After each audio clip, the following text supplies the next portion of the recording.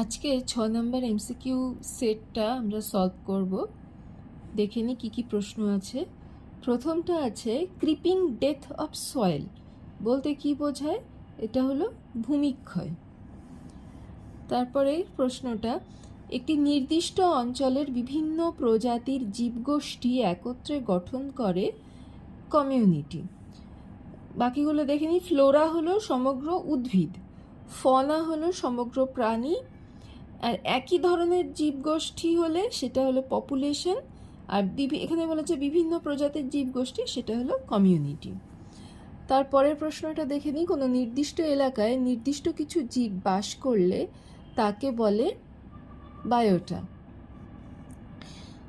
বাকিগুলো বায়োম হলো একটা পৃথিবীর একটা বিস্তীর্ণ এরিয়া, সেখানে কোন ধরনের জীব বাস করে, যেমন মরুভূমির বায়োম বা যেগুলো জলজ বায়োম, এই ধরনের মানে বিস্তীর্ণ অঞ্চল জুড়ে সেটাকে বলে বায়োম। বায়োলজি হলো যে স্ট্রিমে এটা নিয়ে আলোচনা করা হয় সেটা বায়োলজি। আর বায়োটোপ হলো যে ধরনের কিছু ধরনের জীবজন্তু একটা নির্দিষ্ট জলবায়ু অঞ্চলে বসবাস করে, সেটা হলো তাদের বায়োটোপ। এখানে যেটা বলেছে সেটা হবে বায়োটা। সুন্দরলাল বহুগুণা চিপকো আন্দোলনের সাথে যুক্ত। জন্মহার নিয়ন্ত্রণের উপায় গর্ভনিরোধক বড়ি, টিউবেক্টমি, এগুলো সবগুলোই হবে। আউচ আউচ রোগ হলো ইটাই, যেটা আমরা জানি। আউচ আউচ হলো ক্যাডমিয়াম। অ্যাসিড বৃষ্টি কথা প্রথম ব্যবহার করেন রবার্ট অ্যাঙ্গাস স্মিথ। বায়ুমণ্ডলের শীতলতম স্তর হলো মেসোস্ফিয়ার। প্রকৃতিতে কোনো জীব প্রজাতির ধীর বৃদ্ধি, পরে দ্রুত বৃদ্ধি এবং তারপর দ্রুত হ্রাস। ধীর বৃদ্ধি মানে এটা, দ্রুত বৃদ্ধি তারপরে দ্রুত হ্রাস, এটা হলো যে আকৃতির বৃদ্ধি রূপ। তারপরে ভারতবর্ষের শিশু শ্রমিক বিরোধী আইন কবে চালু হয়? 1986। বসুন্ধরা সম্মেলন 1992। UNFCCC এর প্রধান দপ্তর হলো জার্মানির বন। NGC national green corps. বিশ্ব ক্যান্সার দিবস 4 ফেব্রুয়ারি। স্টকহোম সম্মেলনের আরেক নাম হলো মানব পরিবেশ। কোনটায় আছে দেখি? এই যে United Nations Conference on the Human Environment, মানব পরিবেশ। হিমোফিলিয়া হলো একটা জিনগত রোগ। CFCর ব্যবসায়িক নাম, এটা আগের একটা সেটে ছিল। ফ্রেয়ন। বচপন বাঁচাও আন্দোলন, এটাও আগের সেটে একটা ছিল। এর কোনটার সাথে যুক্ত? শিশু শ্রমের সাথে যুক্ত।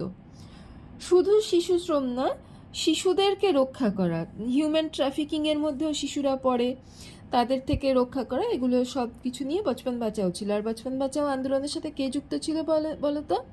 কৈলাস সত্যার্থী, ইনি ছিলেন যুক্ত। চাইল্ড ম্যারেজ রিস্ট্রেন্ট অ্যাক্ট চালু হয় 1929-এ।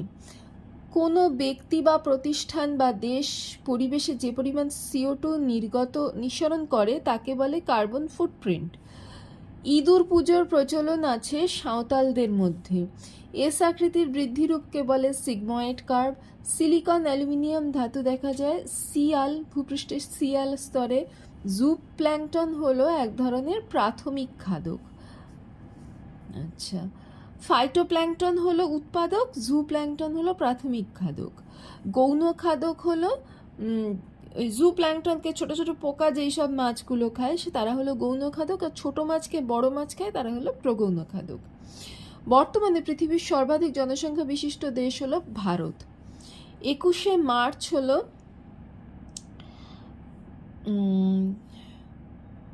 21শে মার্চ বিশ্ব অরণ্য দিবস। 21শে মার্চ বিশ্ব অরণ্য দিবস। 22শে মার্চ হলো বিশ্ব জল দিবস। 5ই জুন বিশ্ব পরিবেশ দিবস। 22শে এপ্রিল বসুন্ধরা দিবস। তাহলে 1-এর C, এটা আছে 1-এর C, 2-এর D, তাহলে 26-এর C হবে। ট্রপোস্ফিয়ার হলো বায়বীয় গোলযোগ। স্ট্র্যাটোস্ফিয়ারে অতিবেগুনি রশ্মির শোষণ। তাহলে 1-এর D, 2-এর A দেখে নিই। 1-এর D, 2-এর A এটাই আছে। 3-এর B, 4-এর C।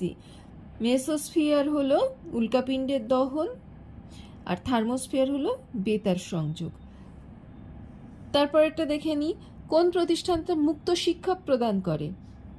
এই দুটোই হবে, A আর B দুটোই।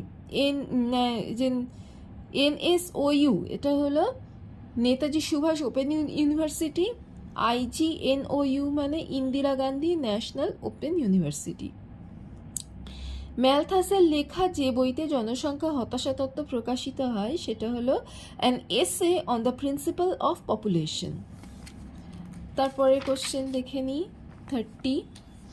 জওহরলাল নেহেরু ইউনিভার্সিটি, এটা দিল্লিতে। Indian Association for the Cultivation of Science কলকাতায়। Tata Institute of Fundamental Research, এটা মুম্বাইয়ে। ইন্ডিয়ান ইনস্টিটিউট অফ সায়েন্স ব্যাঙ্গালোরে। তাহলে একের ডি, এটা আছে একের ডি, 2-এর সি, 3-এর এ, 4-এর বি। হ্যাঁ, সবকটাই আছে বিতে। এবারে 31টা দেখি।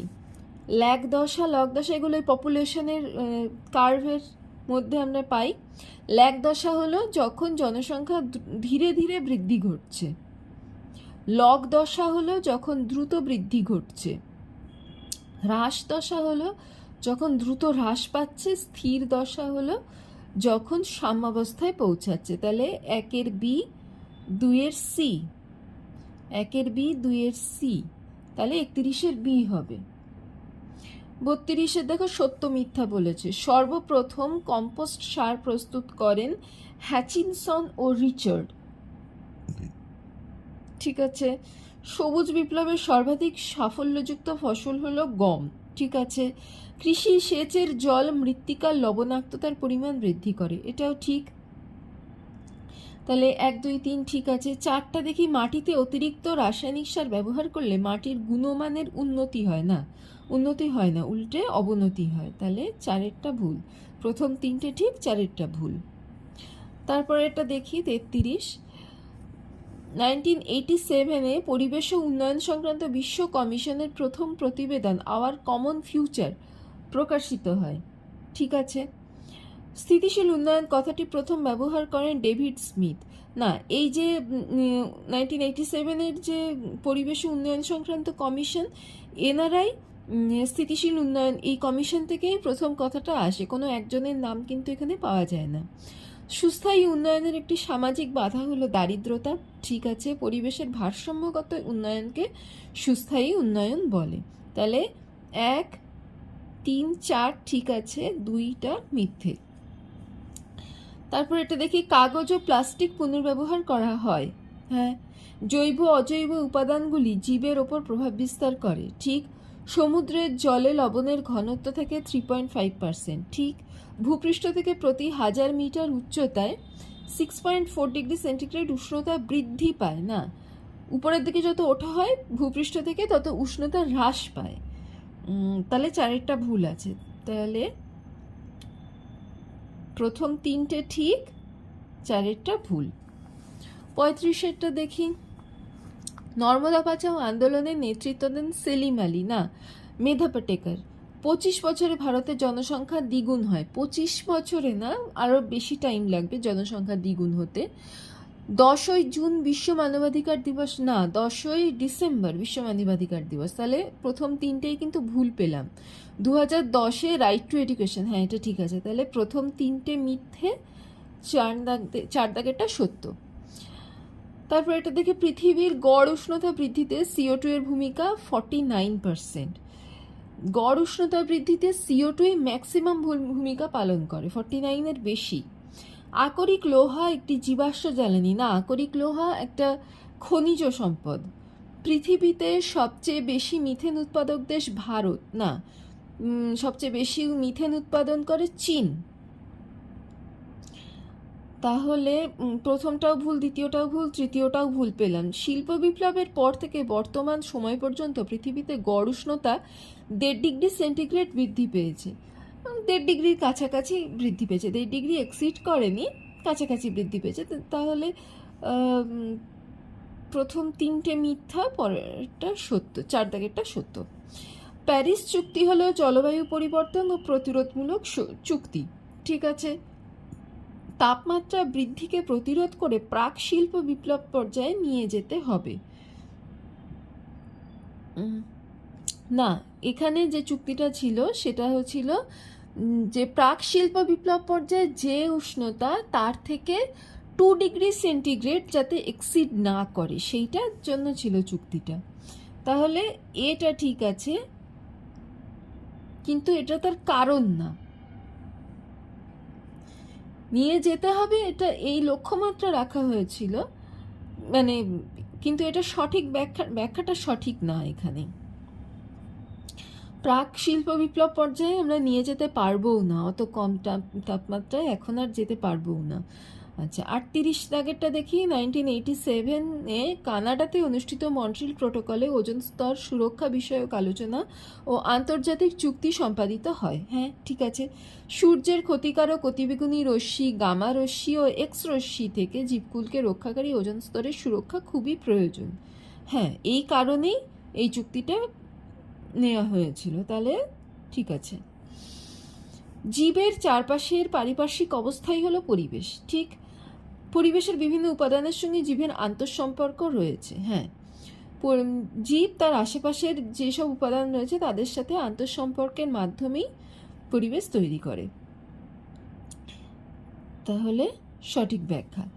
নগরের আয়তন ও সংখ্যা বৃদ্ধি এবং গ্রামীণ বসতিগুলি নগরের রূপান্তরের মাধ্যমে নগরায়ন বৃদ্ধি পাচ্ছে। ঠিক আছে। কারণ কি নগরায়ন দূষণ মাত্রা বৃদ্ধির একমাত্র কারণ না। দূষণ মাত্রা বৃদ্ধি বিভিন্ন কারণে হচ্ছে, শুধু নগরায়নের জন্য না। তাহলে সঠিক ব্যাখ্যা তো না এটা। নগরায়ন ও দূষণের মাত্রা বৃদ্ধি করছে, কিন্তু এটা সঠিক ব্যাখ্যা না। ঠিক আছে, তাহলে আমরা 40টা প্রশ্ন দেখে নিলাম।